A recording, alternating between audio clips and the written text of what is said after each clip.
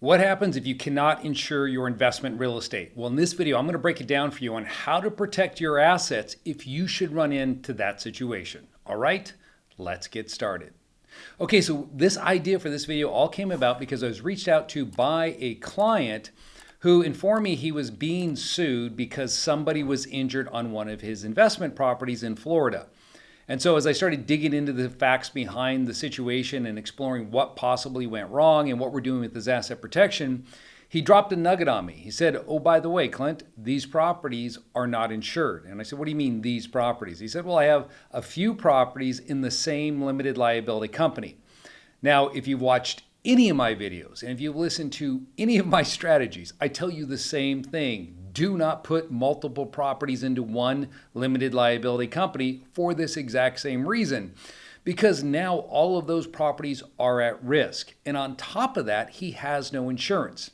Now, before you pile on and wonder, well, what an idiot, he should have purchased insurance. Well, it's just not the case in certain situations. As we know in California, now actually it started in Florida, insurers have declined to insure properties because of their risk. Or they run up the premiums to an extent where it just doesn't make sense for you to buy insurance any longer because your rents, your insurance, your taxes, and other expenses you may have, such as a loan, interest on a loan, you just can't make any money at it.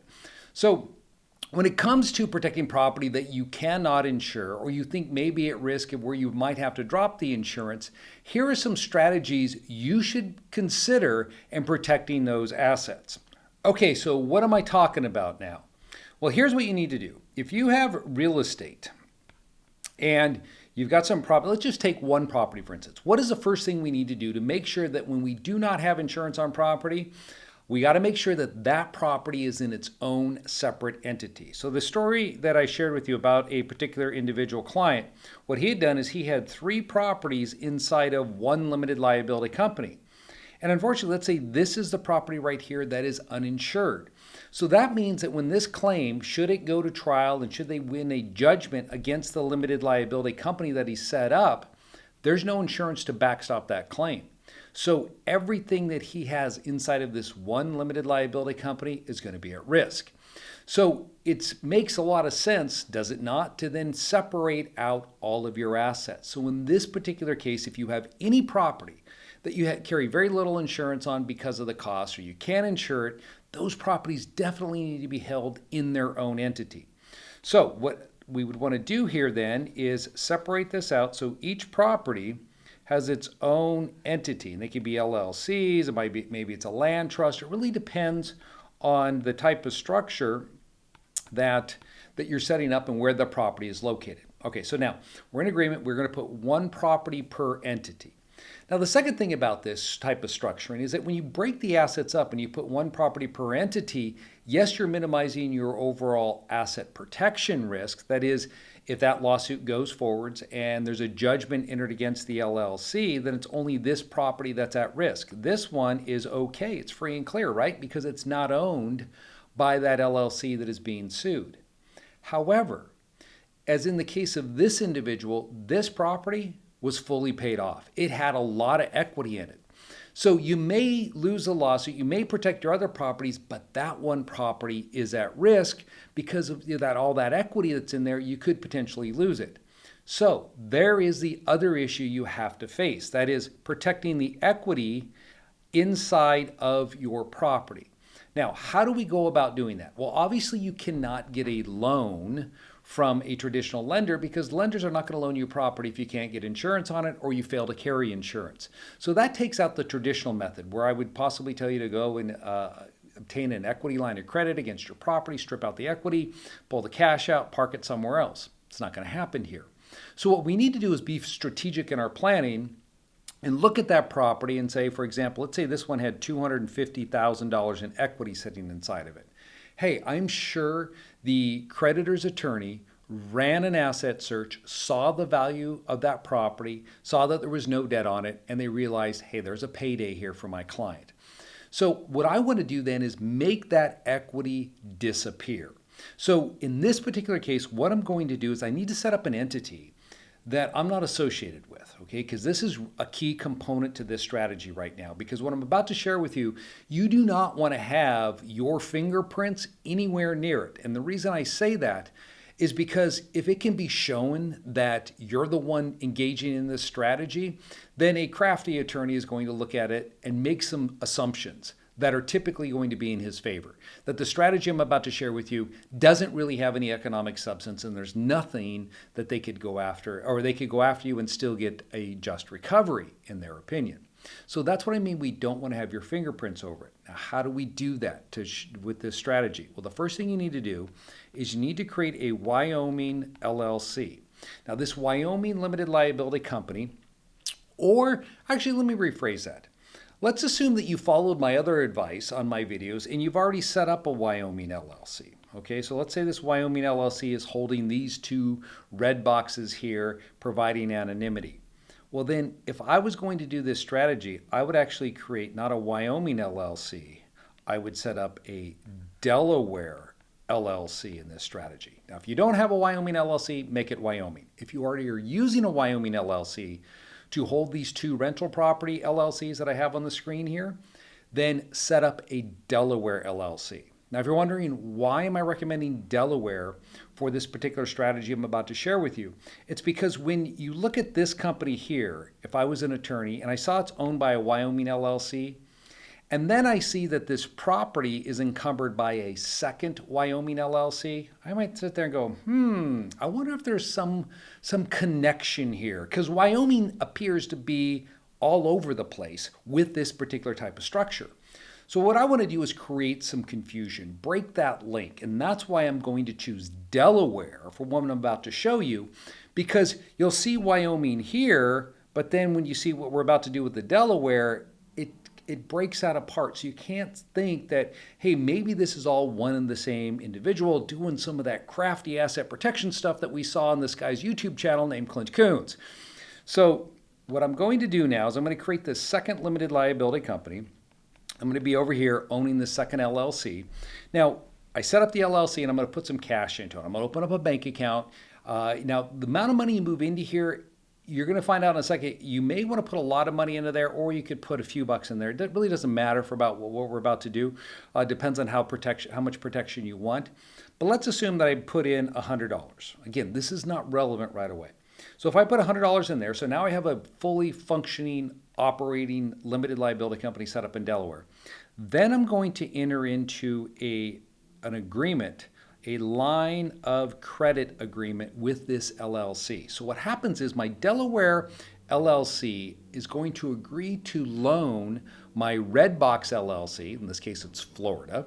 I agree to loan that Florida limited liability company under a line of credit. So remember, a line of credit means that you're going to take money whenever you want it. So I'm not giving you the $250 today, but when you need it, you just ask me for it and I'll loan you up to $250,000.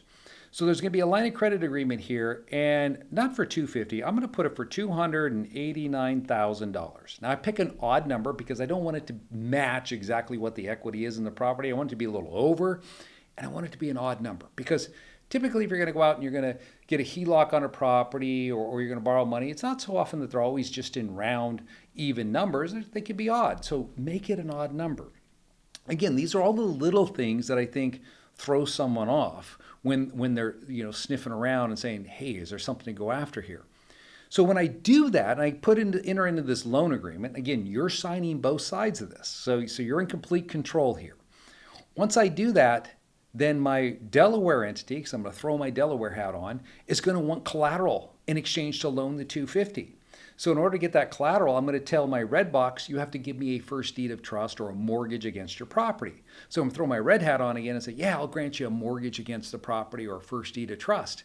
So then what occurs is this entity here ends up filing a deed of trust against your property, indicating that this property here is encumbered $289,000 and it's owed to this Delaware LLC.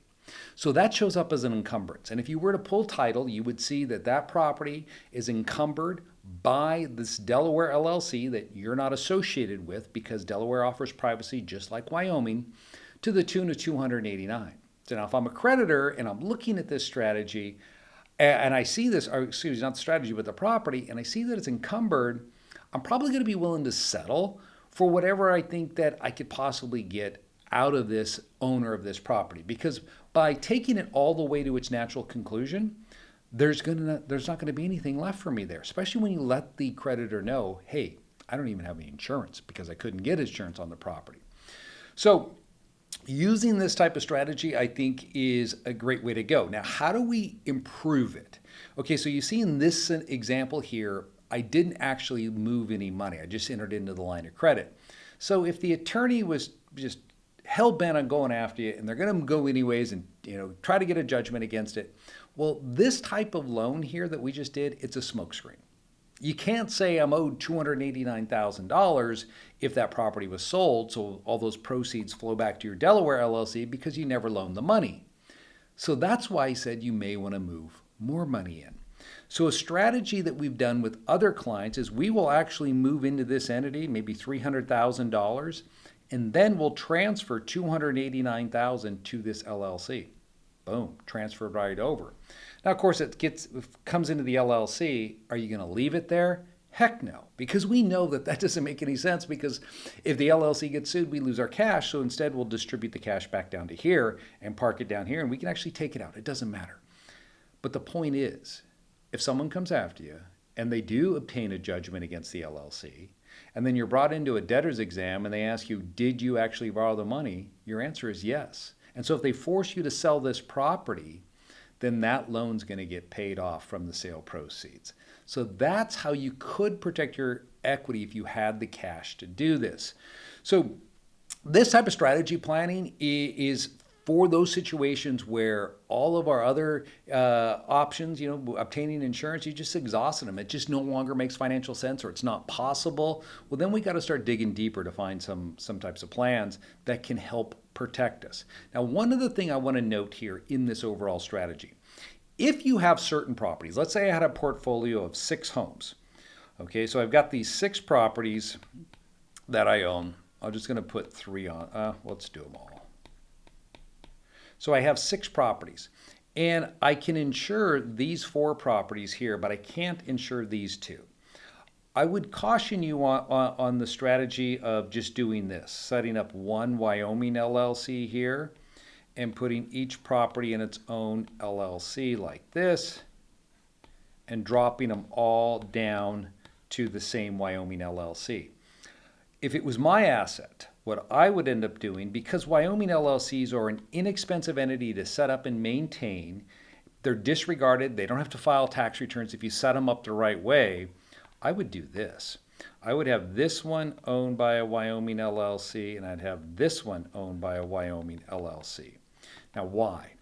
The reason why I would do this is because if you run into the situation where a judge doesn't understand real estate and why you can't get insurance for it, and the judge looks at that scenario and say, well, you know what, you were underinsured.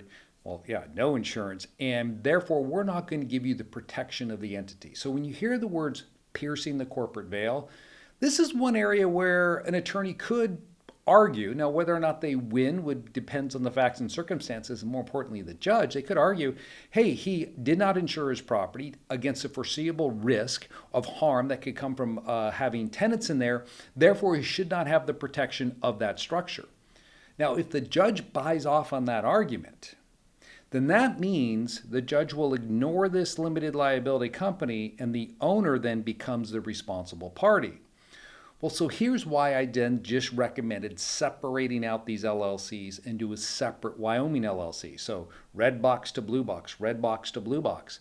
Because I don't want that, if it were to skip the LLC and they were able to pierce the veil, I don't want that judgment coming down here and getting involved with my other stuff, right? My other properties. So that's where you may want to separate this out and have a few LLCs created. Because the way I look at this is that when you're setting up Wyoming limited liability companies, they're, as I stated earlier, they don't take a lot of work to maintain. They're inexpensive to get going. And if you're a titanium client of Anderson, just call us up and we'll set it up to get this thing going.